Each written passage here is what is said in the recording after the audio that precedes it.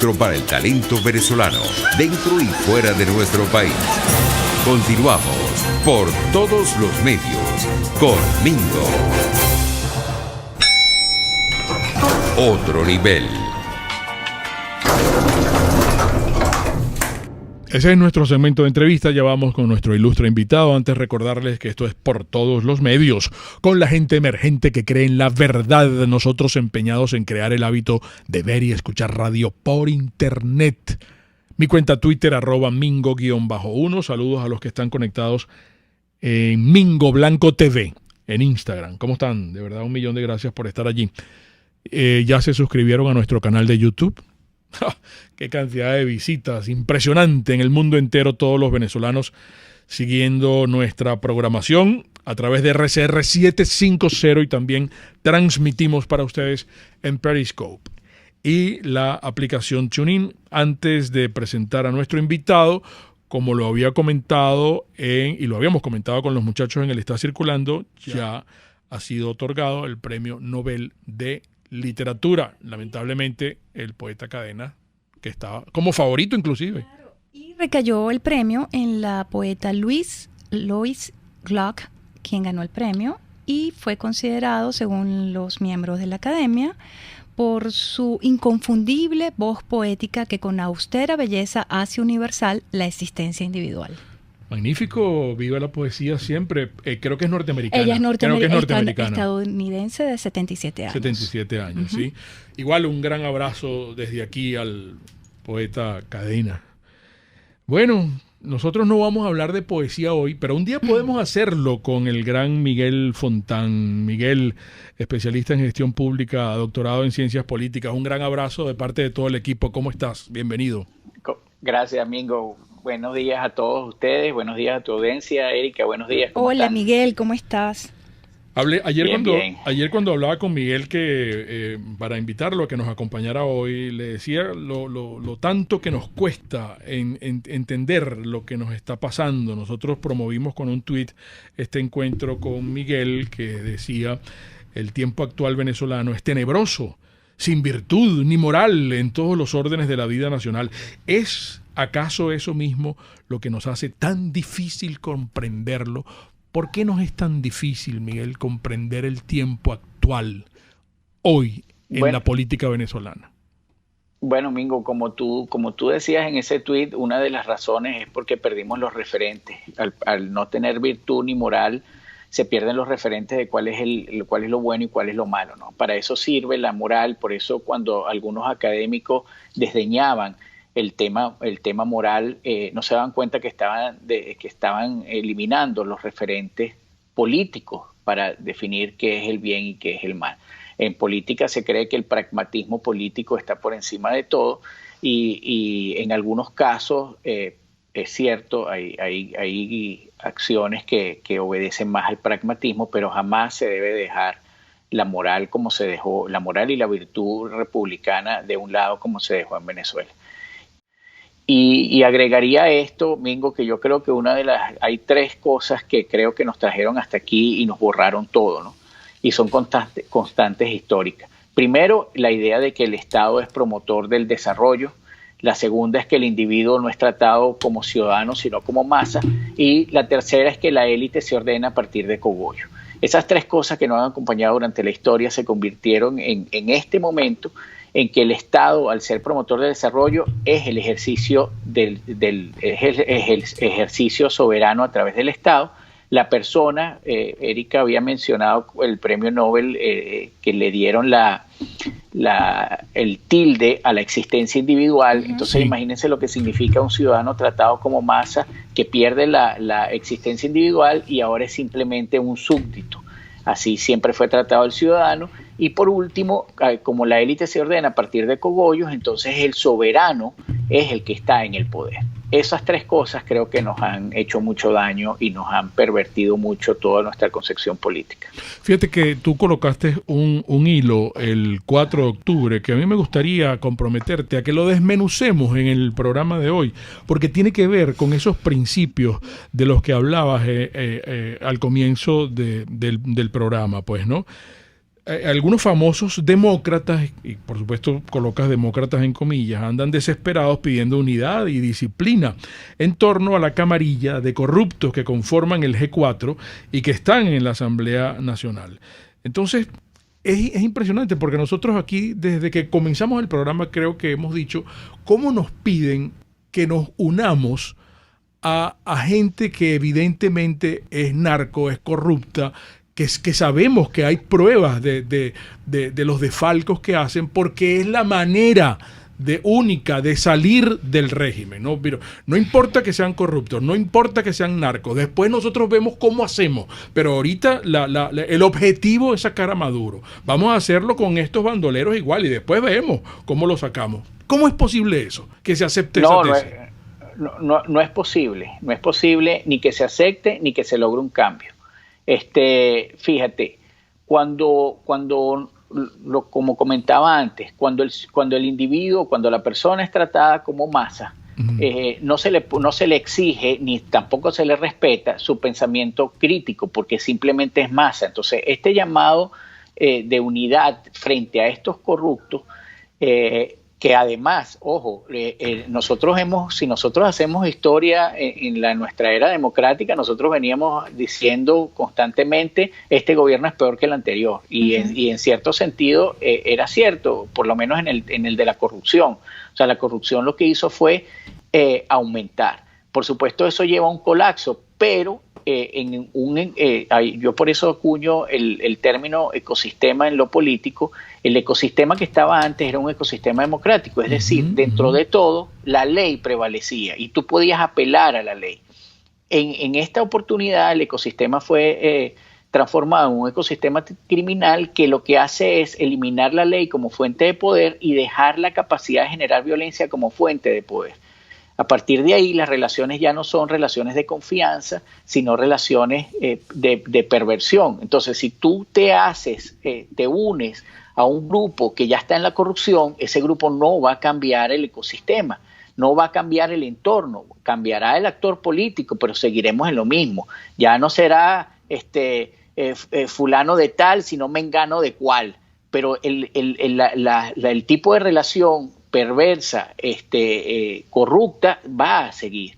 Por eso es que es un error total pensar que, bueno, estos son nuestros corruptos y después nosotros vemos cómo los sacamos. Eso ya no funciona. Eso ya no funciona, lamentablemente digo para el sistema, porque tú podrías tener en un periodo como este, en donde pareciera que la mayoría de los políticos, hay un video terrible de un diputado contando dólares, euros en el baño. Sí. Y eso ya no nos escandaliza. Ya eso no nos escandaliza como nos escandalizaría antes. ¿Y al ciudadano decente qué le queda? ¿Le queda plegarse? ¿Le queda doblegarse? Le quedan las consultas. Le quedan consultar si queremos o no salir del régimen. Una vez más. Yo ayer hablaba con un amigo y la consulta la consulta no deja lugar sino para memes y risa, ¿no? No solamente porque ya el 16 de julio se hizo una, sino que ya pareciera que como nos quedamos falta de ideas, es un comodín, ¿no? Entonces un amigo me decía, la consulta, la primera pregunta de la consulta parece que dijera, está segurísimo, pero recontra seguro que usted quiere salir de este sistema. Y en la pregunta B, argumente su respuesta, no vaya a ser que no esté tan seguro, ¿no? Y eso es una falta de respeto al ciudadano. ¿Qué le queda al ciudadano? Precisamente le queda resistir y volver a esa existencia individual, a la subjetividad que da la voluntad y la capacidad autónoma de pensar. Yo creo que esto es un momento que nos tiene que llevar a eso. Primero nos tiene que llevar a entender que no podemos escapar de la política ni de lo político, que eso era un error que se cometió. Por muchos años yo siempre pongo este ejemplo, tú veías las encuestas de opinión y decía, ¿cómo le va a ir a Venezuela? Mal. ¿Y cómo le va a ir a usted? Bien. Y eso es imposible. O sea, tú puedes tener una inercia en el que un momento determinado eso sea cierto, pero a la larga ese país que le va mal te afecta y eso fue lo que nos pasó. Entonces el ciudadano no puede ya dejar la política en manos de no solamente unos usureros, unos corruptos, unos corrompidos, sino en manos de cualquiera. Y yo creo que hay que tomarse en serio eso, y parte de tomarse en serio eso es generar un criterio político propio.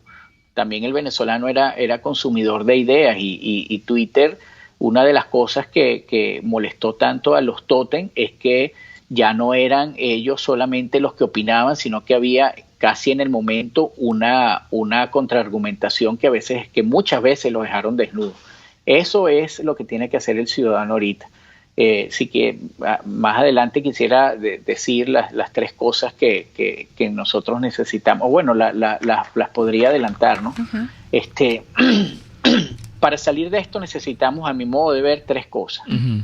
Primero, entender que solos no podemos. Solos no podemos porque no solamente el régimen tiene una capacidad mayor de generar violencia, sino que todas las salidas que nosotros habíamos creído durante años que eran institucionales están bloqueadas. Ahí está la Asamblea Nacional. Imagínense qué absurdo es discutir la continuidad administrativa de un presidente interino que no ha tenido más logros que los escándalos de corrupción que han estado alrededor de él. Y nosotros estamos discutiendo en un país donde no existe, donde la Constitución ya se quedó vacía, donde simplemente es un dispositivo para obligar la acción contraria al poder, para más nada, discutir una presidencia interina por continuidad administrativa. Entonces nosotros tenemos que entender que solo no podemos, necesitamos que hacer visible y hacer consciente que los presidentes de América tengan conciencia del peligro que corren, porque la instalación de un régimen criminal totalitario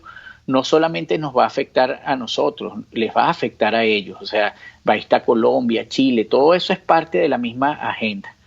Y lo segundo es que la sociedad encuentre un nuevo liderazgo político capaz de organizar la lucha de resistencia civil, que a su vez puede articularse efectivamente con aliados para poder materializar un gobierno de transición honesto, pero que sea fuerte. Claro. Y lo último es promover la participación política de la sociedad con pensamiento autónomo, que para esos programas como los de ustedes, yo se lo comentaba ayer a Mingo, programas como los de ustedes ayudan mucho porque los invitados no son parte de una camarilla que tiene que mantener una misma opinión o ir a favor de una opinión de grupo en detrimento del bien común, ¿no? Eso es básicamente son las tres cosas que debemos hacer. ¿Qué nos queda al ciudadano? Resistir con pensamiento autónomo para poder generar un liderazgo. Nosotros tenemos varios líderes. El asunto es que nos dicen la ruta, pero no asumen la ruta. Uh-huh. Ahí está. ¿Dónde está el mantra del cese de la usurpación? Ya eso ni se menciona. Es verdad. Uh-huh. Fíjate que yo no sé si vamos a dejar para la próxima parte. Hemos sido los mismos ciudadanos, Miguel, los que hemos permitido la grosera corrupción, porque fíjate que ya ni siquiera el término rendición de cuentas aplica como estrategia política entre los que están en el régimen y los que están en las oposiciones. Nadie pide rendición de cuentas al interinato por lo de Citgo, por lo de monómeros, por la ayuda humanitaria. Y tú recuerdas, o todos deberíamos recordar, cuando Luis Piñerúa exigía rendición de cuentas al gobierno de Lucinchi o a la administración de Pérez. O tú recuerdas que Luis Herrera gana la campaña con el lema ¿y dónde están los reales? Entonces, en estos momentos no, están embarrados todos en el mismo lodo, en la misma porquería, pues, ¿no? Y ya ni siquiera eso es estrategia política, que le exijan a alguien rendición de cuentas. Entonces, la culpa es de nosotros, los ciudadanos, pero eso tiene que ser en la próxima parte, con Miguel Fontán. Un espacio para formar la nueva opinión pública venezolana, por todos los medios, con Mingo. Amigos, en publicidad, a mí sí me gustan los quesos venezolanos, chicos. Los quesos, yo como disfruto mis quesos. Hay gente que es amante del queso amarillo. Bueno, ellos tienen el queso amarillo Gouda, tienen el queso amarillo fundido tipo americano, pero también a mí me gusta mucho. Y esto, fíjense, allí estamos mostrando varios de ellos. El queso arepero telita, el queso arepero de mano, el queso blanco duro para rallar, el merideño, el crineja fresco, el queso cuajada o el palmito, el guayanés de Opata, el mozzarella. ¡Ay, qué rico! El queso palmizulia, el Santa Bárbara. ¿Ustedes cómo lo van a pedir? Bueno, pueden hacerlo a través del Instagram, que es wprada.ve, pero también llamando 0424-134-6035. Todo en quesos y embutidos con la mejor relación precio-sabor. Una vez más, quiero mostrar, no sé si aquí en este espacio del estudio pueden ustedes apreciar estos productos. Estos productos desde hace aproximadamente un mes llegaron a Produzca. Estoy hablando de mascarillas KN95 y los tapabocas de 3 pliegues. Fíjense, con relación a las mascarillas, son las que están avaladas y certificadas por el laboratorio Funcein acá en Venezuela y son las únicas que cuentan con la certificación Covenin. Y los tapabocas de 3 pliegues son, bueno, para espacios con polvos no tóxicos, pero son los que debe llevar. Esa compra usted la canaliza a través de Produzca. ¿Cómo? ¿De qué manera? Bueno, en el Instagram www.produzca.ve o www.produzca.com, que es seguridad en tu empresa de los pies a la cabeza. Ay, yo me siento muy contento. Si usted puede colocarse en el Instagram de Heladería Vegan Fruit, hágalo ahorita, porque va a encontrar allí un post que a lo mejor Catherine me ayuda en colocarlo. A lo mejor es muy largo para que yo lo comparta con ustedes, pero es que son consejos para que ustedes, mis amigas, se hagan el autoexamen. El autoexamen, cuando usted se está bañando un momentico, tóquese, porque esta es una campaña, hay una alianza estratégica entre Heladería Vegan Fruit y Se Nos Ayuda. Con la compra de un heladito, de Frutos del Bosque, que es nuestro heladito rosado, usted está aportando un dinerito para que siga la lucha que tiene de manera tan extraordinaria la gente de Se Nos Ayuda. Apóyenos, ayúdenos en esto, de verdad, vale la pena. Compre su heladito y se va a sentir tan feliz. Y usted, mi querida amiga, cuídese, siga todas las instrucciones que están aquí.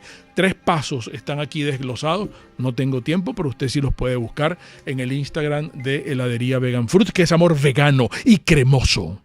Puedes seguirnos en nuestras redes sociales.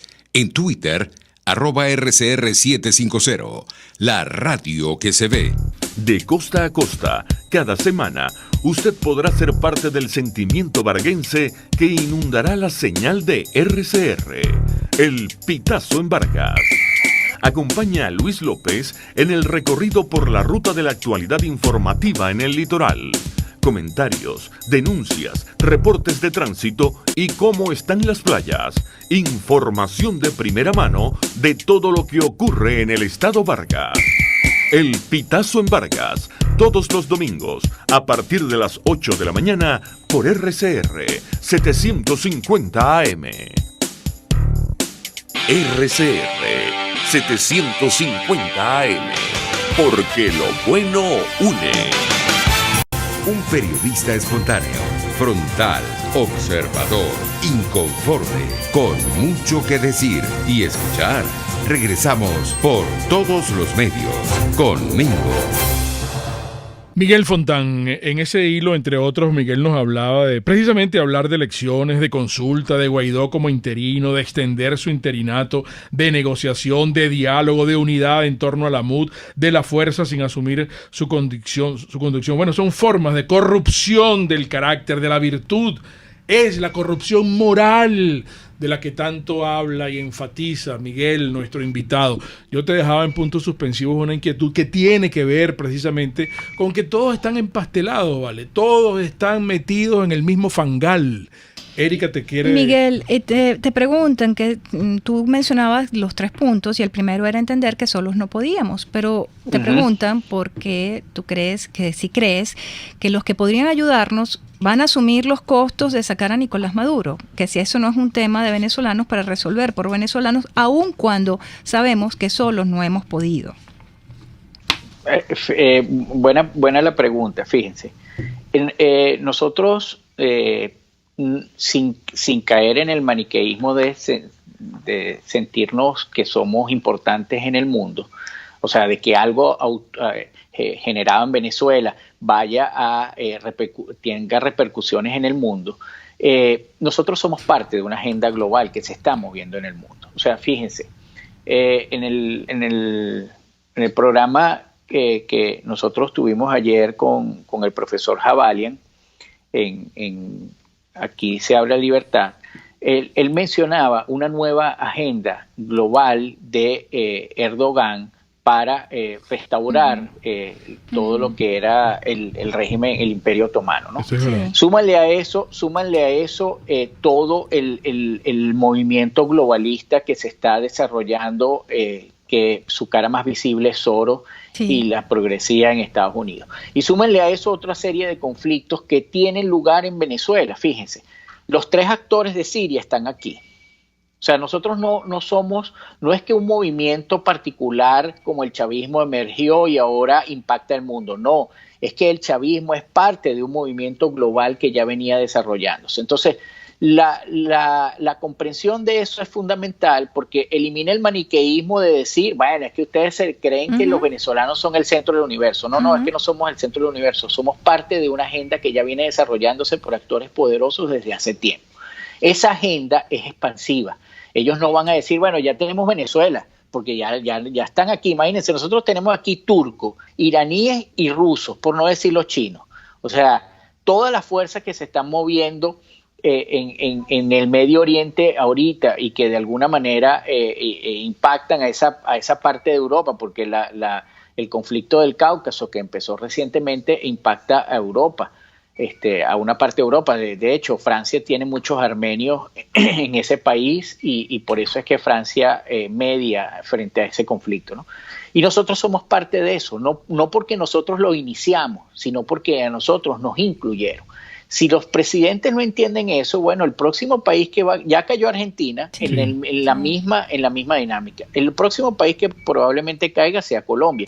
Chile tiene a las puertas un referéndum que no es que vamos a decir que nosotros iniciamos ese camino, pero es el mismo camino que se dio aquí. De alguna manera nosotros tenemos impacto en ello, incluso la cantidad de venezolanos que están allá. Muchos son diáspora buscando una vida mejor, pero muchos son operadores políticos, eso no lo podemos negar. Ahora, como nosotros nos hemos acostumbrado a comunicados oficiales y no hemos entendido que en comunismo lo primero que muere es la verdad, pues eso es invisible ante nosotros.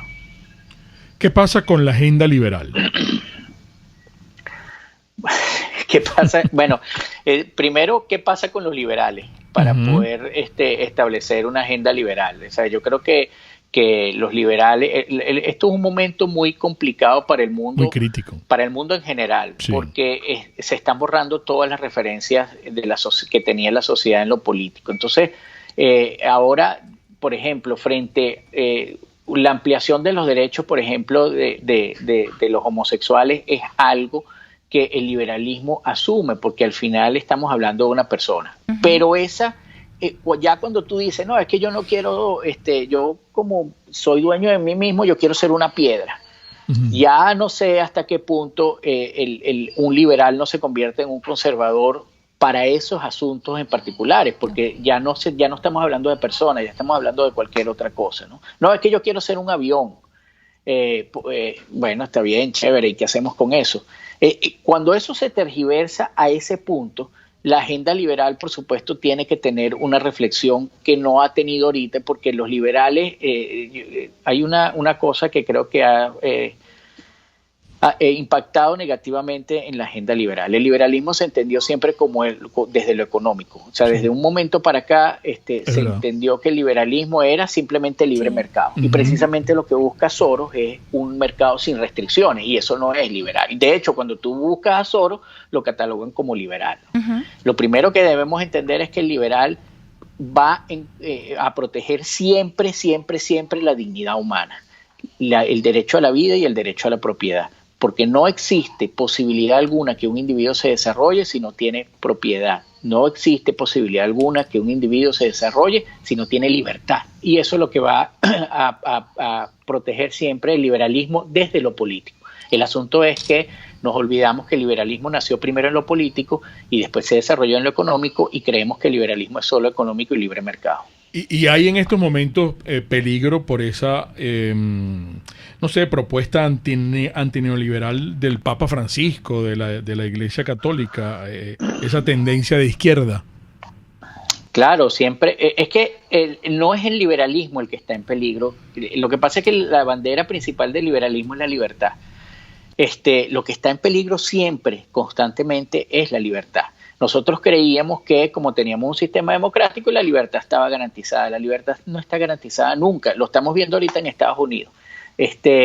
Todo esto que se está desarrollando, no recuerdo el nombre que tiene en Estados Unidos, nosotros generalmente en Venezuela lo conocemos como el Obama Gate. Uh-huh. Todo esto que se está desarrollando ya mandó a desclasificar esos documentos, pero esos documentos son, los pocos que yo he leído son terribles, porque lo que te están diciendo es una organización, un grupo que desde el Estado es capaz de hacer cualquier tipo de ejercicio del poder arbitrario, uh-huh, desde el Estado. Uh-huh. Y entonces, ¿quién iba a pensar que en Estados Unidos iba a ocurrir eso? Y ahí está.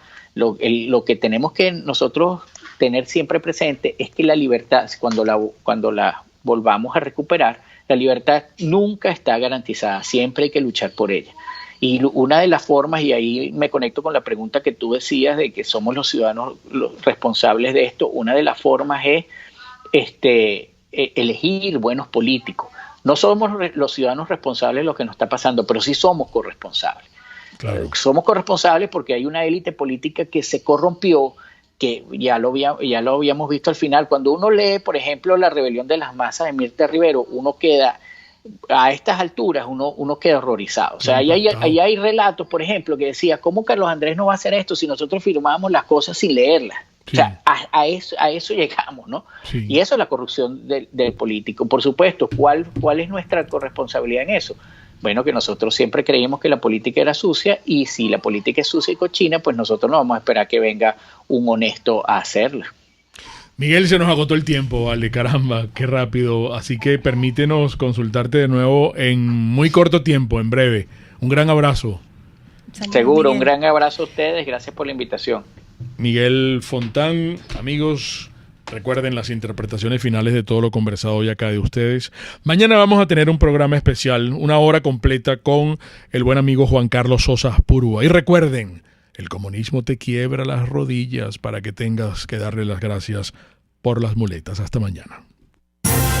RCR presentó Por Todos los Medios con Mingo.